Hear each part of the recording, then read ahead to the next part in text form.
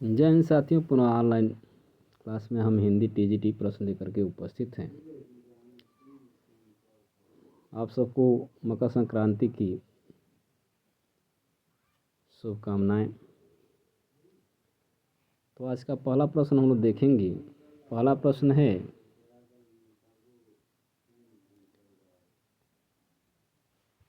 अखरावट काव्य कृति के रचयिता कौन हैं? तो इसके हैं मलिक मोहम्मद जायसी।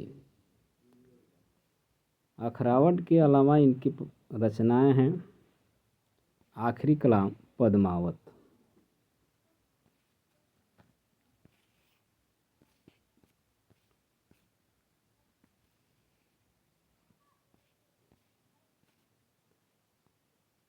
अगला प्रश्न है कि आडंबर बहुत किंतु वास्तविक कुछ नहीं के लिए लोकोक्ति है, तो इसके लिए है ऊंची दुकान फीकी पकवान।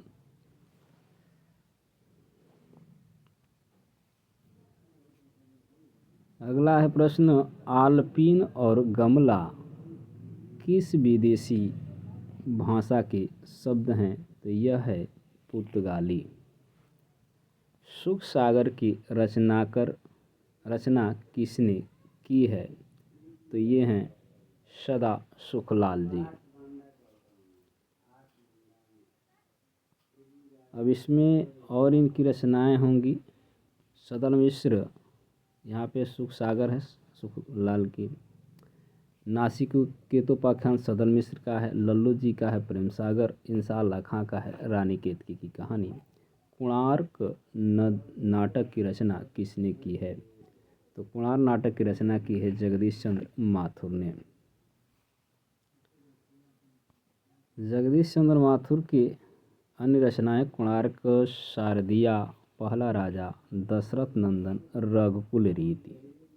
वैराग्य संदीपनी किस कवि की रचना है? तो यह है आपका तुलसीदास का। तुलसीदास की अन्य रचनाएं हैं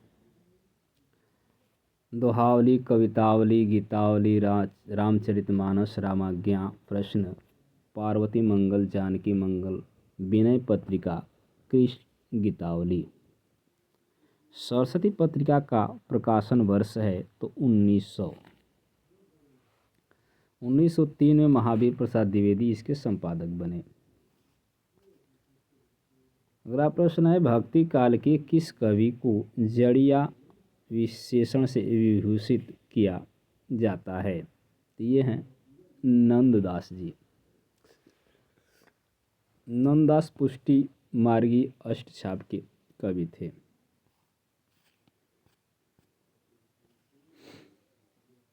अगला प्रश्न है, राष्ट्रीय काव्यधारा के किस कवि को एक भारतीय आत्मा कहकर संबोधित किया गया? तो ये है आपके सूर्यकांत लाल चतुर्वेदी। यानी माखनलाल चतुर्वेदी को भारतीय आत्मा कहकर संबोधित किया गया। इनकी प्रमुख रचना निम्न है। हिम किरीटनी है, हिम तरंगनी, युगाचारण, समर्पण आदि। शिव शंभु की चिट्ठी के लेखक हैं, तो इसके लेखक हैं आपके बाल मुकुंद गुप्त। अन्य रचनाएं हैं हरिदास है, खिलौना है, खेल तमाशा आदि।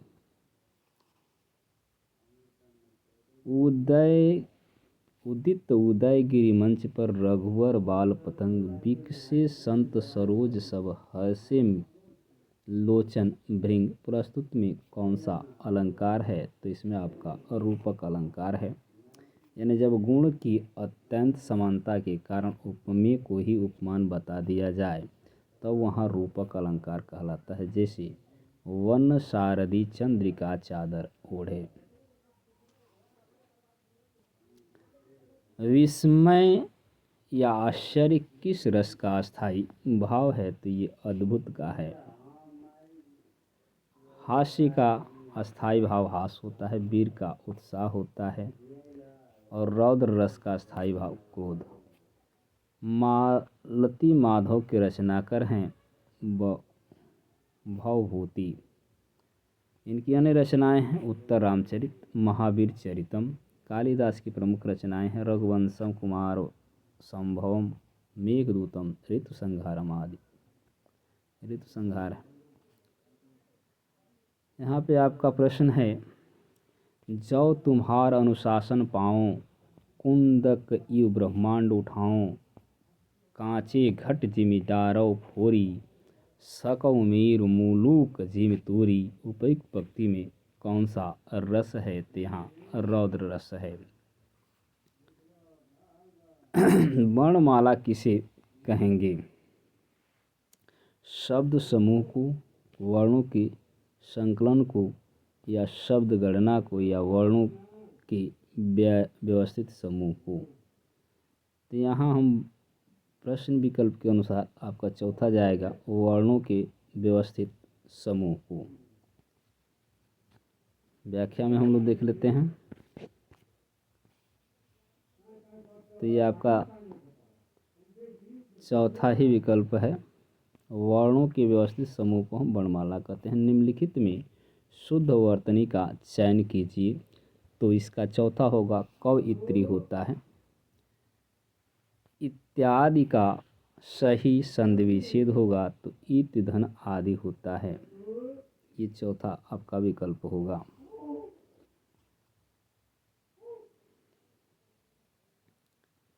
अगला है आपका निरख। निरख सखी ये खंजन आए, फेरी उन मेरी रंजन में नैन इधर मन भाए। इस पंक्ति में कौन सा गुण है? तो इसमें आपका माधुर्य गुण है।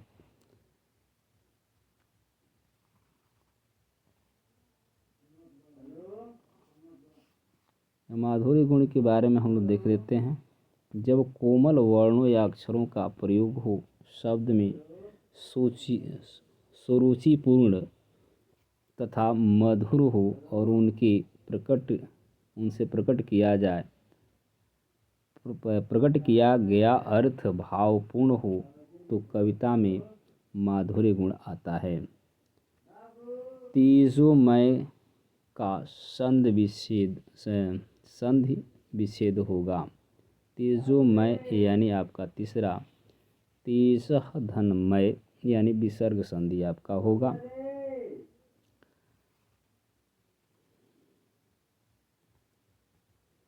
हरिश्चंद्र में प्रयुक्त किस संधि का नाम सही है? तो इसमें आपका हरिश्चंद्र का है आपका विसर्ग संधि होगा। देखिए यहाँ पे व्यंजन संधि दिया है, देख लेते हैं। तो क्या है? व्यंजन संधि या व्यंजन या स्वर के मेल से जो विकार उत्पन्न होता है वह व्यंजन संधि कहते हैं। व्यंजन तथा व्यंजन या स्वर के विकार से, जैसे यहाँ पे दिया है मृत धनमय मृण्मय, यानी तो अपने पंचम वर्ण में चेंज हो जा रहा है। उसी तरह यहाँ पे है स में चेंज हो गया है। हरिश्चंद्र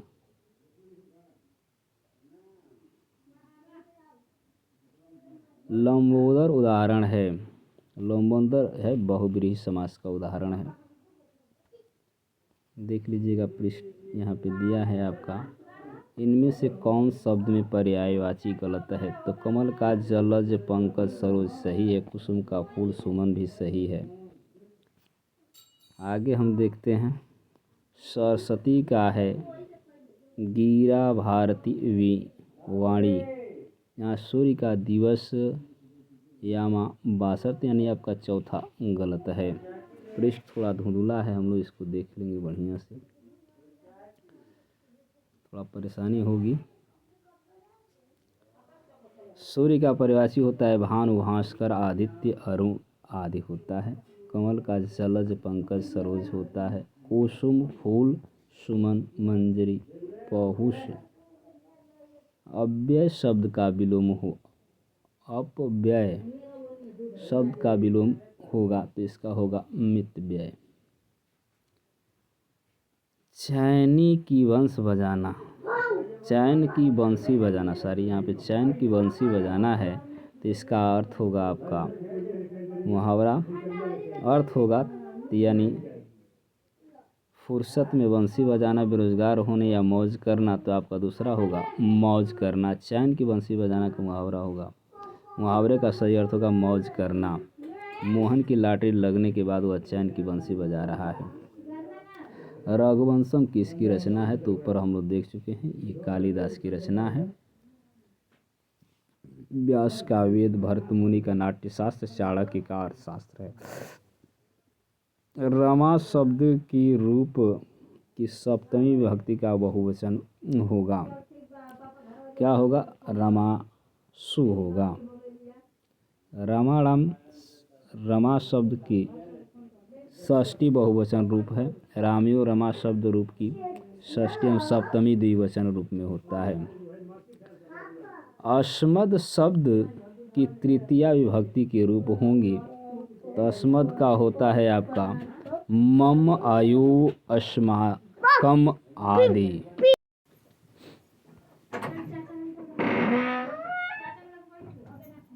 विकल्प में हम लोग देखते हैं पर व्याख्या में, अस्मद शब्द में तृतीया विभक्ति में मम, आयु, अस्माकम होता है। अहम, आवाम, वयम अस्मद शब्द के प्रथम विभक्ति के रूप होते हैं।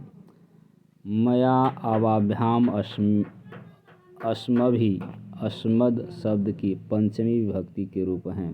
मत, आवाभ्याम, अस्मद शब्द के षष्ठी विभक्ति के रूप हैं।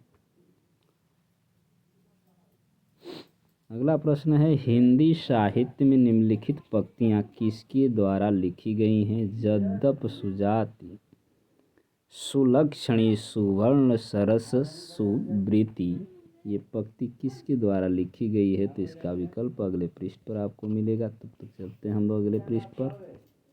यहाँ विकल्प आपको दिया गया है, अगला प्रश्न पंक्ति भी दिया गया है। भूषण बिनु न बिसजई विराजई कविता बनिता मित, तो ये पंक्ति है केशवदास की। केशवदास हिंदी साहित्य की रीतकार के प्रमुख कवि हैं। प्रस्तुत पंक्ति में इन्होंने अलंकार की श्रेष्ठता को दर्शाया है। अभिज्ञ का विलोम होगा, अभिज्ञ का होगा अनभिज्ञ।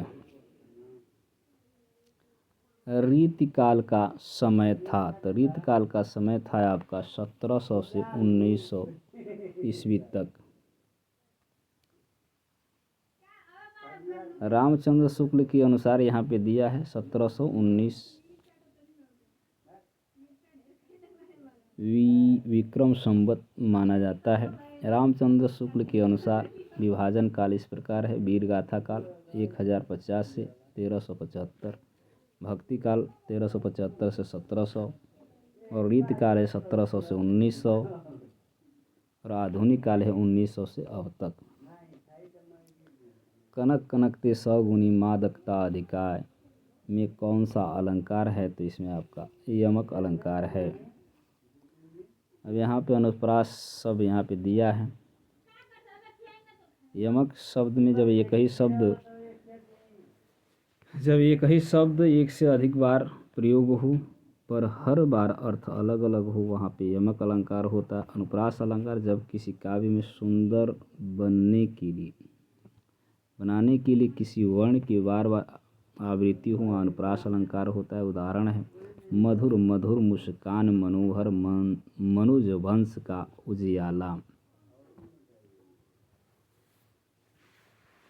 मनुज वंश का उजियाला। रूपक अलंकार में जब गुण अत्यंत समानता के कारण उपमेय को ही उपमान बताया जाए, वहाँ पे क्या होता है, रूपक अलंकार होता है। जैसे दिया है, वन सारथी चंद्रिका चंद्रिका ओढ़े।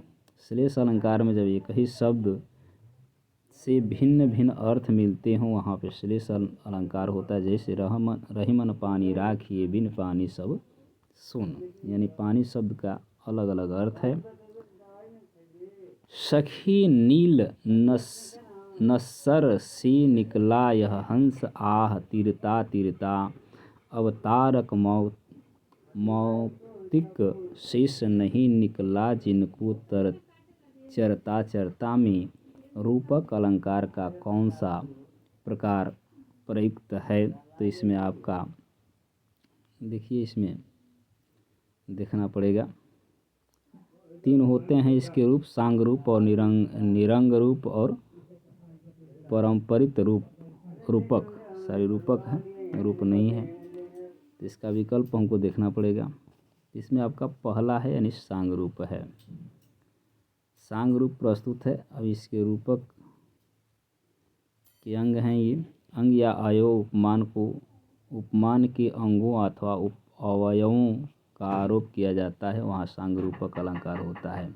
जहाँ केवल उपमेय पर उपमान का आरोप हो, अंगों का आरोप न हो, वहाँ निरंग रूपक होता है। जिस रूपक में एक आरोप दूसरे आरोप का कारण होता है, पारंपरिक रूपक होता है। सही युग्म चुनना, पश्चिमी हिंदी खड़ी बोली यानी इसको करवी बोलते हैं, ये भी सही है। बिहारी मारवाड़ी ये आपका गलत है, और ये गढ़वाली पूर्वी हिंदी ये भी गलत है, और पहाड़ी हिंदी बघेली ये भी गलत है, यानी आपका सही युग्म पहला है। जबकि पश्चिमी हिंदी में आपके आते हैं करवी या खड़ी बोली कह लीजिए, हरियाणवी, बुंदेली और ब्रज भाषा कन्नौजी होता है। पूर्वी हिंदी के अंतर्गत आते हैं अवधी, बघेली और छत्तीसगढ़ी आती हैं। बिहारी हिंदी के अंतर्गत मैथिली, भोजपुरी, मगही और वज्जिका आती है। पहाड़ी हिंदी के अंतर्गत पश्चिमी पहाड़ी, मध्यवर्ती पहाड़ी आती हैं। इनमें से बिहारी हिंदी का रूप नहीं है। तो यहाँ मैथिली होती है, बिहार में बोली जाती है, मैथिली बोली जाती है, मगही बोली जाती है, भोजपुरी बोली, अवधी नहीं बोली जाती है। अवधी बिहारी का रूप नहीं है। इसमें ये अवधी जो होता है पूर्वी हिंदी की बोली होती है। हिंदी की स ध्वनि है, स कौन सी ध्वनि है, तो तालव्य ध्वनि है। स तालव्य यानी तालवी स कहते हैं, इसको दांती स ही कहते हैं तो दंती होता है, और ये मूर्धन्य स ही बोला जाता है तो मूर्धन्य होता है। यानी तीनों स का उच्चारण अलग अलग होता है। तालवी स का तालु से होता है, दांती स का दंती से होता है, और मूर्धन्य स का मूर्धन्य से होता है।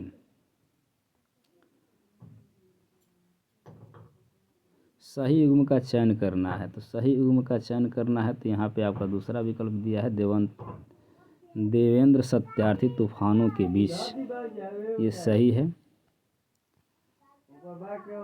और अन्य रचनाएं इसका दिया है, धरती गाती, बुक सेलर की डायरी आदि।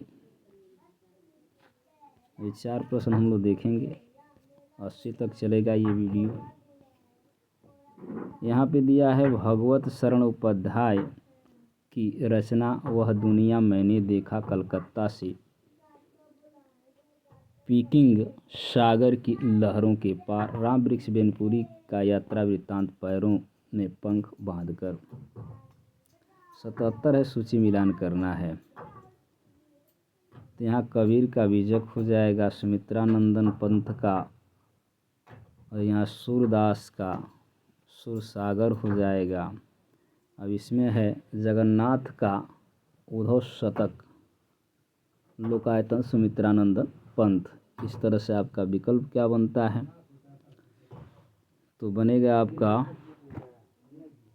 तीसरा, और यहाँ पे हो जाएगा 4, और यहाँ पे हो जाएगा 1, और यहाँ पे हो जाएगा आपका 2, यानी 3 4 1 2, यानी 34। तो यानी आपका पहला ही विकल्प बन रहा है। क्या बन रहा है, पहला विकल्प। व्याख्या में ही देख लीजिए, सूरदास का सुरसागर साहित्य लहरी होता है, जगन्नाथ का उद्धव शतक है, गंगा अवतरण और लहरी श्रृंगार लहरी दीप प्रकाश। कबीर का बीजक है, सुमित्रानंद पंथ का लोकायतन, अनामिका परमील, गीत का अड़िमिका आदि इनकी रचनाएं हैं। परमिल किस कवि की रचना है? तो अभी हम लोग देखे हैं किसकी है, सूर्यकांत त्रिपाठी निराला।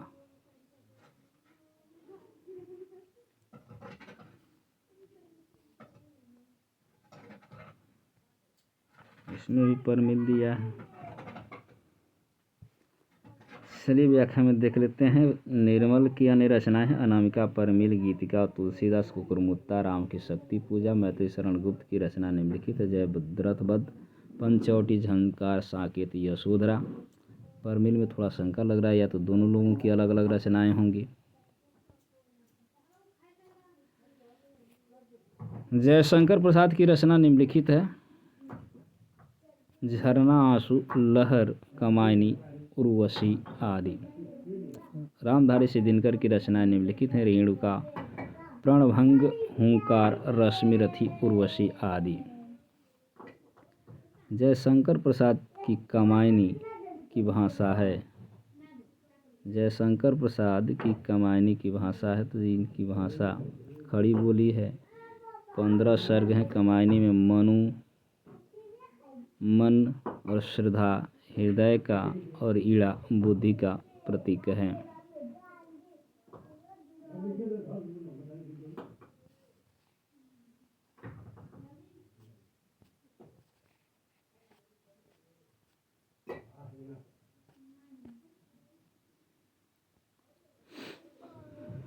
याद रखिए, मनु मन का है, हृदय जो है श्रद्धा है और ईड़ा बुद्धि का प्रतीक है। समय की आरोही क्रम में कौन रचना पहले आई? तो इसमें अंधेर नगरी है, त्यागपत्र है, आत्मेन पद है, या तुम चंदन हम पानी। तो ये अंतिम प्रश्न है। तो यहाँ आपका अंधेर नगरी सबसे पहली रचना आई थी 1882 में। त्यागपद धर्मवीर भारती 1937 में। आत्मेन पद अज्ञे का 1960 में। तुम चंदन हम पानी मिस विद्या निवास मिश्र 1957। तो आज के लिए बस इतना ही। फिर अगले वीडियो में इसके आगे प्रश्न 21 से 125 तक लेकर के उपस्थित होंगे। तब तक के लिए धन्यवाद। वीडियो को लाइक शेयर, चैनल को सब्सक्राइब कर लें।